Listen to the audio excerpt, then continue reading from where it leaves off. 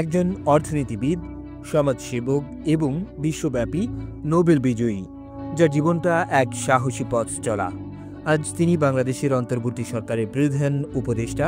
তবে তার জীবনযাত্রা কিভাবে ক্ষুদ্র ঋণ বিপ্লবের মাধ্যমে পুরো পৃথিবীকে বদলে দিয়েছে, আসুন জানি এই বিশ্ব প্রসিদ্ধ ব্যক্তিত্বের অপরিচিত দিকগুলি।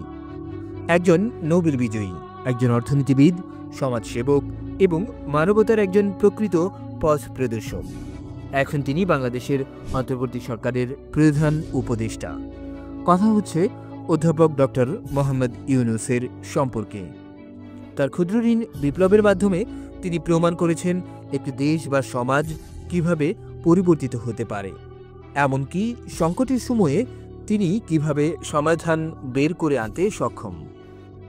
আজ ২০২৪ সালের আগস্ট থেকে তিনি বাংলাদেশের অন্তর্বর্তী সরকারের প্রধান উপদেষ্টা হিসেবে দায়িত্ব নিয়েছেন। কিন্তু জানেন কি তার জীবনের এই নতুন অধ্যায়টা কিভাবে এসেছে? আসুন একটু পেছনে ফিরে তাকাই এবং দেখি কিভাবে তিনি বিশ্বনন্দিত হয়ে উঠেছেন। ডক্টর মোহাম্মদ ইউনূসের জন্ম ১৯৪০ সালের ২৮ জুন চট্টগ্রামের একটি ছোট্ট গ্রামে। তিনি শৈশব থেকেই ছিলেন অবিশ্বাস্য মেধার অধিকারী এবং সমাজের প্রতি ছিল তার গভীর টান। তার শিক্ষা শুরু হয় চট্টগ্রামের একটি স্কুলে, এরপর ঢাকা বিশ্ববিদ্যালয়ে অর্থনীতিতে স্নাতক এবং মার্কিন যুক্তরাষ্ট্রের ভ্যান্ডারবিল্ট বিশ্ববিদ্যালয় থেকে পিএইচডি ডিগ্রি অর্জন করেন। একটি অদ্ভুত ঘটনা তাকে নতুন পথে ঠেলে দিয়েছিল। ১৯৭৪ সালে চট্টগ্রামের জোবরা গ্রামে এক নারীর ৫ টাকা ধার নিয়ে তার সাথে দেখা হয়েছিল। এই ছোটখাটো ধার এনে সেই নারী মোড়া বানিয়ে ১০ আনা উপার্জন করতেন। তখনই ডক্টর ইউনূসের মনে এলো এক বিপ্লবী চিন্তা, ক্ষুদ্র ঋণের ধারণা। তিনি ১৯৮৩ সালে প্রতিষ্ঠা করেন গ্রামীণ ব্যাংক, যেখানে ছোট ঋণ দেয়া হয় কোনো বন্ধক ছাড়াই এবং বিশেষভাবে গ্রামীণ নারীদের জন্য। এই ধারণা কেবল বাংলাদেশেই নয়, সারা বিশ্বে দরিদ্র জনগণের জন্য নতুন আলো হয়ে উঠেছিল। নোবেল পুরস্কার ও আন্তর্জাতিক স্বীকৃতি। ২০০৬ সালে ডক্টর মোহাম্মদ ইউনূস এবং গ্রামীণ ব্যাংক একযোগে নোবেল শান্তি পুরস্কার লাভ করেন তাদের দারিদ্র্য বিমোচনে গুরুত্বপূর্ণ অবদানের জন্য। কিন্তু তাদের কাজ সেখানে থেমে থাকেনি। ডক্টর ইউনূসের ক্ষুদ্র ঋণ মডেল এবং সামাজিক ব্যবসার ধারণা বিশ্বব্যাপী দারিদ্র্য হ্রাসে কার্যকরী ভূমিকা রেখেছে। ডক্টর ইউনূসের মডেল এখন শুধু বাংলাদেশে নয়, আফ্রিকা, লাতিন আমেরিকা এবং উন্নত দেশগুলোতেও প্রভাব ফেলেছে।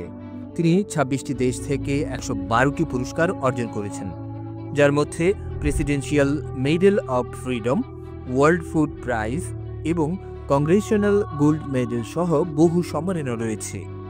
কেবল ক্ষুদ্র ঋণ নয়, ডক্টর ইউনূস সামাজিক ব্যবসার নতুন ধারণা এনেছেন, যেখানে মুনাফা নয়, সমাজের সমস্যা সমাধানই প্রধান লক্ষ্য। তার মতে, ব্যবসা যদি শুধুমাত্র মুনাফার জন্য হয় তবে তা সমাজের জন্য ক্ষতিকর। সামাজিক ব্যবসা মানুষের জীবনে টেকসই পরিবর্তন আনতে পারে এবং সেটি তাকে বিশ্বব্যাপী প্রশংসিত করেছে। ৩-0 তত্ত্ব। ডক্টর ইউনূসের একটি বিপ্লবী তত্ত্ব রয়েছে, ৩-0। তিনি বিশ্বাস করেন শূন্য দারিদ্র্য, শূন্য বেকারত্ব এবং শূন্য নেট কার্বন নিঃসরণ সম্ভব। এই তত্ত্ব বিশ্বব্যাপী পরিবেশগত, অর্থনৈতিক এবং সামাজিক পরিবর্তন আনতে গুরুত্বপূর্ণ ভূমিকা রাখছে।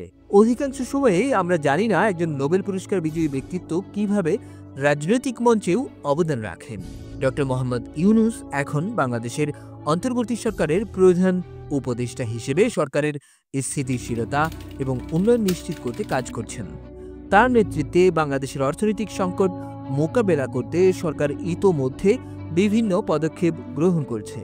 অধ্যাপক ডক্টর মোহাম্মদ ইউনূসের জীবন শুধুমাত্র এক অর্থনীতিবিদের গল্প নয়, এটি একটি দেশের আর্থসামাজিক পরিবর্তনের গল্প।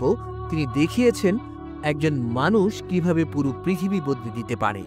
তার চিন্তা, তার মডেল, তার কাজ, সেটি কেবল আমাদের গর্বের নয়, ভবিষ্যতের জন্য একটি শক্তিশালী প্রেরণা।